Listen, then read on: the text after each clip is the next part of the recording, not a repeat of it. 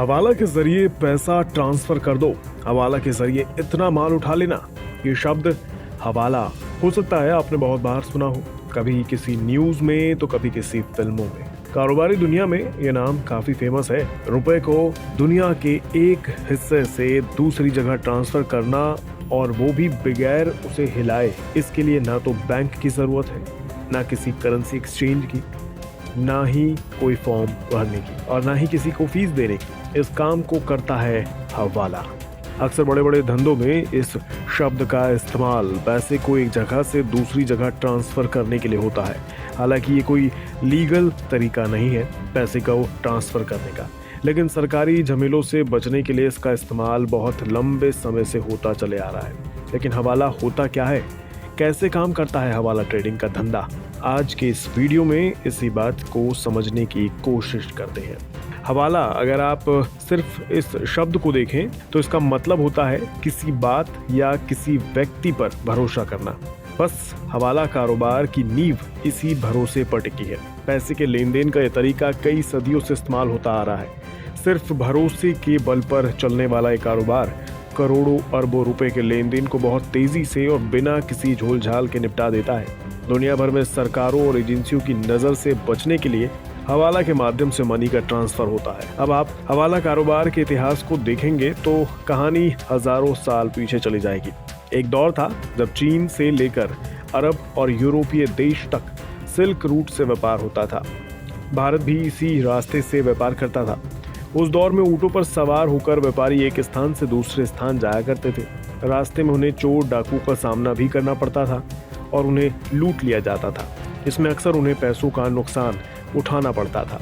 अपने पैसों की सुरक्षा के लिए ही उस दौर में हवाला कारोबार का जन्म हुआ था। अब आखिर ये कारोबार चलता कैसे है, ये समझते हैं। ये कारोबार पूरी तरह से भरोसे के एजेंट्स और उनके नेटवर्क पर काम करता है। मानकर चलिए आपको दिल्ली से करीब 10 करोड़ रुपए कैश में चेन्नई पहुंचाने हैं। इसे बैंक से ट्रांसफर करने पर आपको बहुत से चार्ज देने होंगे। साथ ही एजेंसियों के सवाल अलग से, कहां से आया इतना पैसा, कैसे कमाया, वगैरह वगैरह। ऐसे में आप इसे हवाला कारोबारी को देंगे जिसका नेटवर्क चेन्नई में एक एजेंट के साथ फैला हुआ है। आप 10 करोड़ रुपए की रकम दिल्ली के एक एजेंट को देंगे, वो बदले में आपको एक कोड देगा। यही कोड आपके पासवर्ड का काम करेगा। जैसे ही ये कोड चेन्नई में बैठे एजेंट को मिलेगा, वो आपको या आपके किसी भी बंदे को बिना किसी सवाल जवाब के 10 करोड़ रुपए थमा देगा। बस हो गया, पैसा ट्रांसफर हो गया बिना किसी झमेले के। यही है हवाला कारोबार। इस कारोबार में हर लाख रुपए के ट्रांजैक्शन पर एजेंट्स कुछ चार्ज वसूलते हैं। यही उनकी कमाई का जरिया है। अब आप सोच रहे होंगे कि ये कैसे पॉसिबल है, इतनी बड़ी रकम इधर से उधर इतनी फास्ट तरीके से कैसे मिल सकती है, दिल्ली से चेन्नई पैसा गया कैसे? असल में ये लेन देन पूरी तरह भरोसे पर हुआ है। दिल्ली से पैसा कभी चेन्नई ट्रांसफर नहीं होगा, ना ही चेन्नई से कभी पैसा मांगने की रिक्वेस्ट की जाएगी। लेकिन जब चेन्नई वाले एजेंट को जरूरत पड़ेगी, तब वे दिल्ली वाले एजेंट से इसी कनेक्शन का इस्तेमाल करके दिल्ली में रकम को डिलीवरी करवा देगा। ज्यादातर गैर कानूनी कामों में रुपए, डॉलर या फिर दिरहम में लेन देन इसी तरह से होता है। इसमें रकम भेजने वाले और पाने वाले की ट्रेसिंग करना लगभग नामुमकिन है। हाल में आपने महादेव बैटिंग ऐप का मामला सुना होगा। इस मामले की जांच ईडी कर रहा है।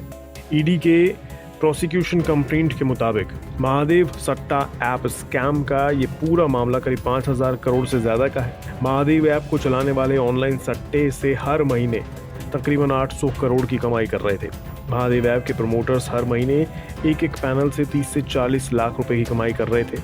अभी जितने एक्टिव पैनल्स की जानकारी मिल पाई है, उनकी संख्या तकरीबन 2000 से ज्यादा है। इस तरह देखें तो हर महीने महादेव ऐप के प्रमोटर्स 600 करोड़ से 800 करोड़ रुपए कमा रहे थे, और ये सारा पैसा हवाला के जरिए ही विदेश में बैठे इस ऐप के प्रमोटर्स तक पहुंचाया जा रहा था। जानकारी के अनुसार पैसे को 3 से 4 लेयर्स में घुमाने के बाद प्रमोटर्स तक पहुंचाया जाता था। इसके लिए मुंबई और गुजरात स्थित प्रोफेशनल इंटरनेशनल हवाला ऑपरेटर्स की मदद ली जाती थी। चैनल को लाइक, शेयर और सब्सक्राइब करना ना भूलें और कमेंट करके हमें बताएं आप किस विषय में न्यूज़ देखना चाहते हैं। धन्यवाद।